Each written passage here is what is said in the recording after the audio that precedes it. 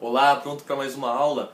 Hoje nós vamos falar de uma tabela muito mais simples que a tabela periódica. É a tabela de frequência. Essa tabela é muito usada na estatística porque ela agrupa valores. Imagina que você vai fazer um levantamento numa população de uma cidade. Então você teria milhares e milhares de pessoas para colocar numa lista e com os seus respectivos dados. Isso não é necessário quando a gente faz uma tabela de frequência, porque assim a gente agrupa valores, deixando muito mais fácil de visualizar e de interpretar os dados. Pronto para começar? Tabelas de frequência. As tabelas, elas têm colunas e linhas. Colunas são as verticais e as linhas são as horizontais. Sabendo disso, então, na primeira coluna, a gente tem aqui a quantidade de filhos. Vai estar destacado aqui em cima o que a primeira coluna representa.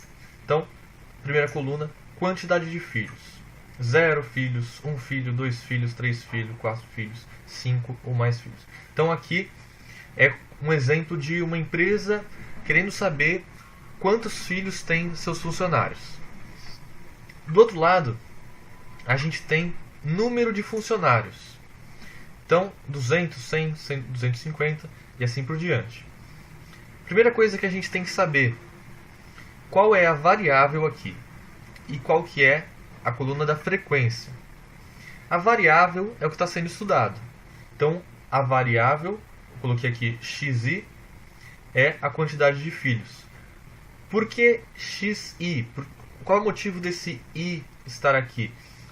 Lembra que o i ele representa a posição? Então, por exemplo, o x1 é 0, o x2 é 1. E se eu quiser, por exemplo, multiplicar x1 com f1, então 0 vezes 200. Só estou dando exemplo aqui desse i.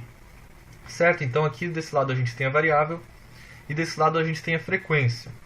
O que isso significa? Como é que a gente lê essa frequência? Da seguinte forma: 200 funcionários tem 0 filhos, 100 funcionários tem 1 filho, 250, 2, mesma quantidade, 3 filhos, 100 funcionários, 4 filhos e 100 funcionários tem 5 ou mais filhos. Olha só, aqui embaixo aparece 1000. O que é esse 1000 aqui? É o total de funcionários da empresa.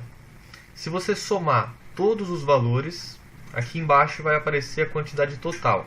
Essa é a frequência total, que a gente também pode falar que é o número de funcionários. Então, o total da frequência é o número de funcionários. Além disso, a gente pode ter aqui a frequência relativa.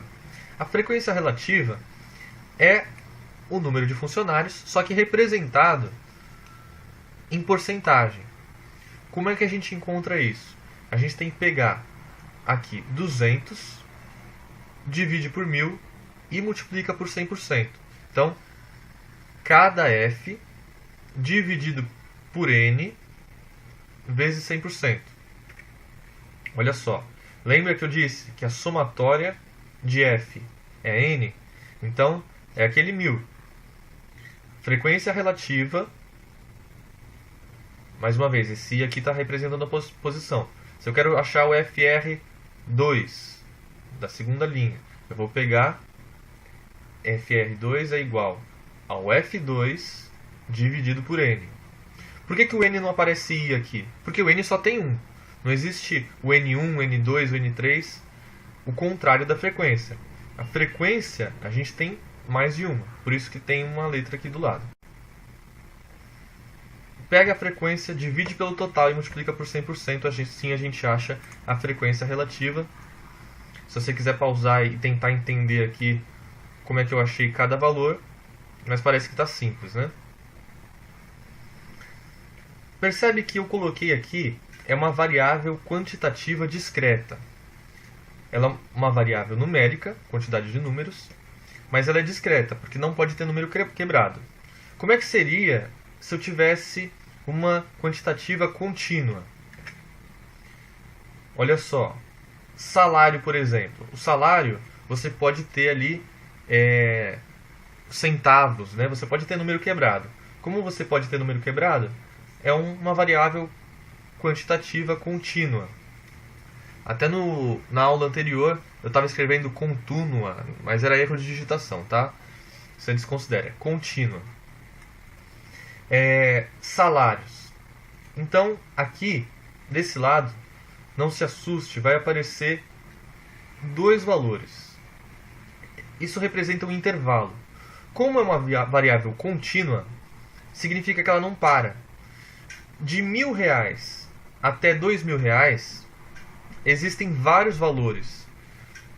Valores que não poderiam ser representados cada um em uma linha. Imagina só, eu ia precisar de uma tabela com 500, 600 ou até mais de 1.000 linhas para poder representar isso. Então, numa tabela de frequência com variável contínua, tem intervalos de frequência. A variável continua na primeira coluna, a frequência continua na segunda coluna, a frequência relativa continua aqui. A única diferença é que vão aparecer intervalos aqui e a conta, quando a gente for para as contas, vai ser diferente também. Variável qualitativa nominal. Variável qualitativa nominal é aquela que é expressa por palavras e não pode se estabelecer uma ordem. Então você vai ter aqui os valores, né, as palavras, por exemplo, o setor da empresa, RH, contabilidade, administração, manutenção, produção, vendas, aquele mesmo 1.000 funcionários, só que agora distribuídos de maneira diferente, né, por setores. A gente pode também fazer aqui a frequência relativa, 25 dividido por 1.000 vezes 100%, dá 2,5%, e assim por diante. Lembrando aqui que a somatória de FI tem que dar N. E a frequência relativa, vou pegar a frequência absoluta, dividido pelo total e multiplicar por 100%. Olha só, se você somar todos esses valores aqui, tem que dar 1.000. Se não der 1.000, tem alguma coisa errada. E olha só, uma coisa importante também. Aqui na soma da frequência relativa, tem que dar 100%. Esse 1.000 que eu falei é por causa do exemplo dado. Porque naquela empresa tem 1.000 funcionários. Pode ser que tenha um levantamento com 800 funcionários, 700. O N pode variar de exercício para exercício. Mas essa frequência relativa, quando você soma ela total, tem que dar 100%. Isso em todos os exercícios, em todos os casos, tá? Agora, variável qualitativa ordinal. Nível de escolaridade. Aqui, como é ordinal, a gente tem que colocar em sequência. Não posso colocar na ordem que eu quiser. Colocar aqui ensino superior, depois ensino fundamental, depois ensino médio. Não, tem que colocar em uma ordem. E aí aqui, frequência também, frequência relativa. Mesma coisa. Então essa aula foi uma aula introdutória. Ao decorrer do curso a gente vai ver com mais detalhes, fazer exercícios passo a passo, vamos ver outras tabelas, outros gráficos, nós vamos ver o que nós precisamos tirar desses dados e o que nós precisamos calcular. Então, até a próxima!